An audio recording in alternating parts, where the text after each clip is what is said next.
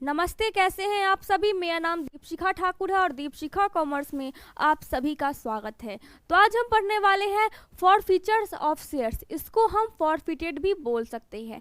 हिंदी में हम इसको बोलते हैं अंशों का हरण, अंशों की जब्ती, अंशों का अपहरण भी हम इसको कह सकते हैं। तो इसके नाम से आपको कुछ अंदाजा लग पा रहा होगा कि यहाँ पे क्या होने वाला है। तो इसको हम समझेंगे कि आखिर अकाउंट्स में, आखिर कॉमर्स में इसका क्या रोल है, क्या योगदान है, इसको हम समझेंगे। तो जैसा कि हम जानते हैं, हम क्या पढ़ रहे हैं, जॉइंट स्टॉक कंपनी का पार्ट जो है इश्यू ऑफ शेयर्स। इसमें तरह तरह के पार्ट्स बटे हुए हैं, तरह तरह के टॉपिक्स बटे हुए हैं। तो आज हम पढ़ रहे हैं फॉरफिटेड ऑफ शेयर्स। ठीक है, तो यहाँ पे क्या होता है, एक कंपनी क्या करती है, कंपनी क्या करती है, अपने शेयर्स को इशू करती है, आम पब्लिक को, जनता को इशू करती है। जो पब्लिक होती है वो उसके शेयर्स को खरीदती है, कंपनी के शेयर्स को, और शेयर होल्डर बन जाती है।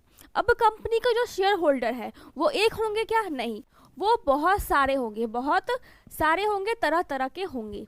जब बहुत सारे शेयर्स है, 100 शेयर्स है, 100 हो सकते हैं, 200 शेयर्स है, 400 शेयर्स है, कितने भी शेयर्स हो सकते हैं कि उसके हिसाब से जितना परचेज हो रहा है उस हिसाब से क्या होंगे, शेयर होल्डर हो सकते हैं एक कंपनी के। जो कि मैंने बताया कि क्या लिमिटेशन हो सकता है, अनगिनत भी हो सकते हैं। जो कि पब्लिक कंपनी है, ये सार्वजनिक कंपनी है। ठीक है, अब क्या हो रहा है कि जब वो उसको क्या कर रही है, कंपनी क्या कर रही है, उसको क्या कर रही है, कॉल्स बाई कॉल्स करती है। सारे पैसे क्या वो जो शेयर्स परचेज हुए हैं सारे पैसे एक बार में लेती है कंपनी, मैंने बताया पहले भी, नहीं लेती है। वो कॉल्स बाई कॉल्स पैसे की डिमांड करती है, कॉल्स बाई कॉल्स क्या करती है, उसको पैसे मांगती है। तो कंपनी उसको बार बार कॉल कर रही है किसी शेयर होल्डर को। अब जो सारे शेयर होल्डर है, जिसमें मैंने बताया हुआ है कि पहले भी, कि कैसे एक आम पब्लिक जो कि रिस्क उठा के क्या करता है, इन्वेस्ट करता है किसी कंपनी में। तो ऐसे कुछ लोग या फिर कुछ इन्वेस्टर जो होते हैं, जो कि बिजनेसमैन होते हैं, उनकी क्या होती है, आर्थिक स्थिति अच्छी नहीं होती है। तो वो क्या करते हैं, वो इस कॉल्स पे पैसे नहीं दे पाते हैं, इस कॉल्स की मनी को वो नहीं दे पाते हैं।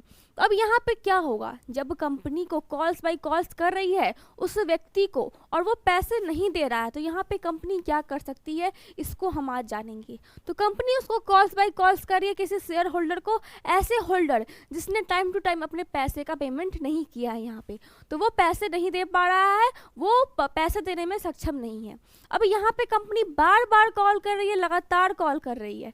ठीक है, उसके बाद क्या होता है कि जब कंपनी ऐसा करती है और उसको कोई रिस्पॉन्स समझ में नहीं आता है कि हाँ, सामने वाला जो शेयर होल्डर है वो मुझे कुछ रिस्पॉन्स नहीं कर रहा है, तो वो क्या करती है, वैसे स्थिति में वो क्या करेगी, वो करेगी क्या कि वो पहले एक ऐसा डॉक्यूमेंट, लीगल डॉक्यूमेंट जो होता है, उसको समझ सकते हैं हम इस तरह से कि वो उसको एक लेटर भेजेगी, वो उसको एक पत्र भेजेगी, जिससे उसको ये याद हो सके, वो याद करा सके कि हाँ, आप मेरे कंपनी के शेयर होल्डर हैं और आपको इतना पेमेंट जमा करना है।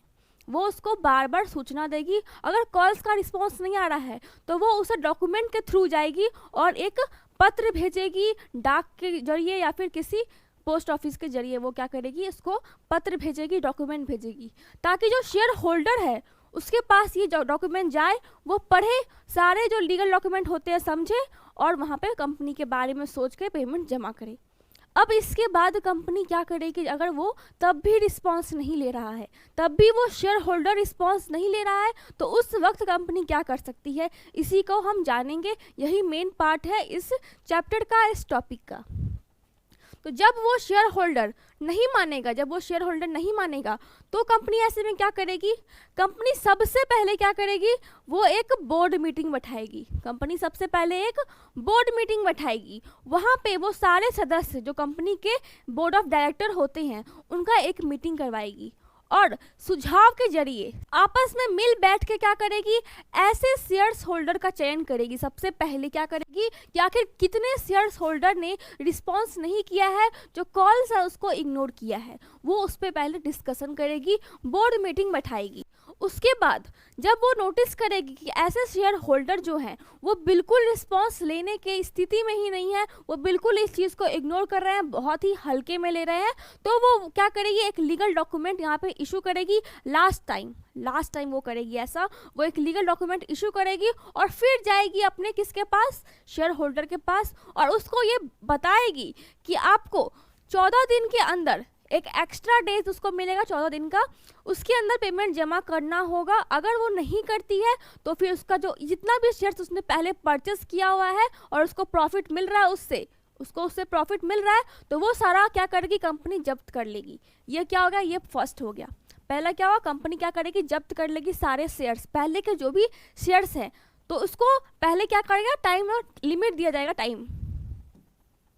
टाइम का क्या होगा, लिमिट दिया जाएगा, कितने दिन का, 14 दिन का एक लिमिट उसको मिलेगा, जिसके अंदर वो जितने दिनों से क्या कर रहा है, पैसे नहीं दे रहा है, उसका रेट ऑफ इंटरेस्ट भी उसको भरना पड़ेगा।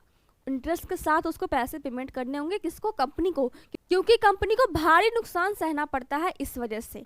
उसके बाद क्या होगा, वो क्या करेगी, फर्स्ट क्या जब्त कर सकती है, और सेकंड क्या हो सकता है कि अगर रिस्पॉन्स नहीं करे तो वो उस पर एक, या फिर उस पर क्या कर सकती है, उस पर एक मुकदमा भी चला सकती है, उस पर केस भी कर सकती है, कोर्ट केस भी कर सकती है, और लंबे समय के लिए उसको जेल भी भेज सकती है।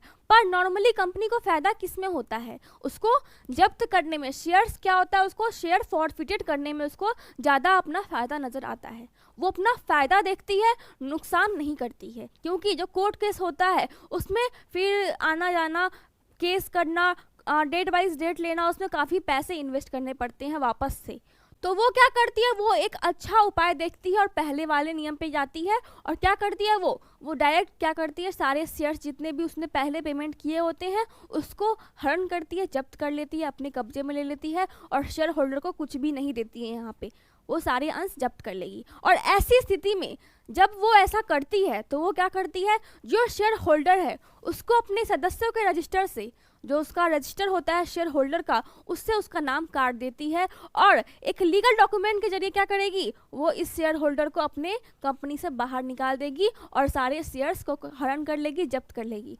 ये ऐसा कंपनी करती है हमेशा, जब कभी भी उसका क्या होगा, शेयर फॉरफिटेड होगा, जब कभी भी उसके कॉल्स को इग्नोर करेगा कोई पब्लिक। नाम काटने के बाद कंपनी क्या करती है, ऐसे शेयर होल्डर से क्या बोलती है, आप मेरा प्रमाण पत्र वापस कर दीजिए। यानी जब उसको शेयर होल्डर बनने के समय में क्या होगा, मिला होगा एक प्रमाण पत्र कि आप मेरे इस कंपनी के शेयर होल्डर बन गए हैं, मालिक बन गए हैं, तो उससे वो प्रमाण पत्र वापस मांगने की याचना की जाएगी और उसको बोला जाएगा स्ट्रिक्टली कि आप मेरे प्रमाण पत्र वापस करें, और नाम काट दिया जाएगा हर जगह से, और कितने शेयर्स वहाँ पे क्या किए गए हैं, जब्त किए गए हैं, इसकी भी पूरी डिटेल क्या दी जाएगी शेयर होल्डर को, क्या कि कितने यहाँ पे दिए गए हैं, कितने सारे आपके अंश यहाँ पे जब्त किए गए हैं, क्योंकि आपने पैसा नहीं दिया है।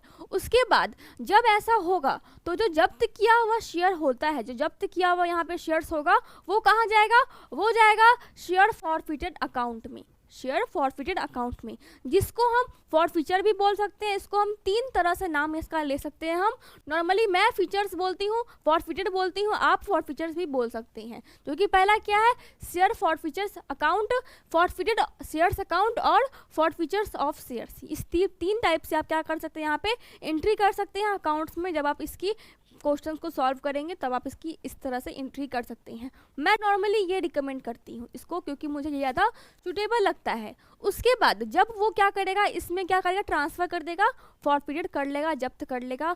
उसके बाद हम क्या करेंगे, उसका एक अकाउंट बनाएंगे। और कैसे बनाएंगे, अब हम कॉमर्स में आते हैं और समझते हैं। तो जब यहाँ पे फॉरफिटेड हो रहा है शेयर्स, अंशों का जब्ती हो रहा है, अंशों का हरण हो रहा है, उस वक्त ये भी तो हो सकता है कि जब हमने शेयर्स इशू किए होंगे तो वो at par, at premium, at discount पे हो सकते हैं, बिल्कुल हो सकते हैं। तो उसी हिसाब से हम यहाँ पे अंशों का हरण भी करते हैं, फॉरफिटेड भी करते हैं। पहला देखते हैं हम, issue shares forfeited shares of at par. जब हमने इशू किया होगा एट पार पे, और उसको कैसे हम जब्ती करेंगे एट पार पे, इसको हम पहले समझते हैं।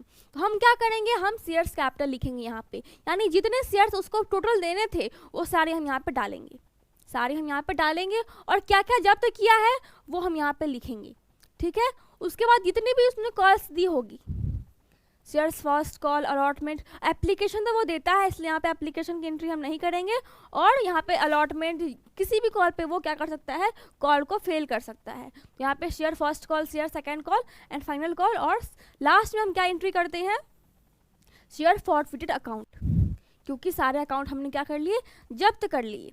अब जब शेयर्स को प्रीमियम पे यहाँ पे इशू किया गया होगा फ्यूचर पास्ट में, तो हम क्या करेंगे, यहाँ पे इसको जब्त कैसे करेंगे, हम उसका भी एक एंट्री देखेंगे, जो कि क्या होता है, फॉरफिटेड शेयर्स एट प्रीमियम।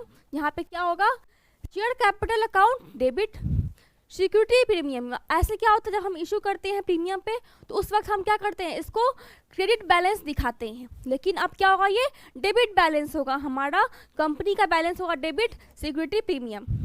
उसके बाद कितने कॉल्स उसने मिस किए हैं वो हम यहाँ पे डाल करके लास्ट में क्या कर सकते हैं, उतने अमाउंट का हम टू फॉरफिटेड करके यहाँ पे अकाउंट्स क्लोज कर सकते हैं, अकाउंट बंद कर सकते हैं।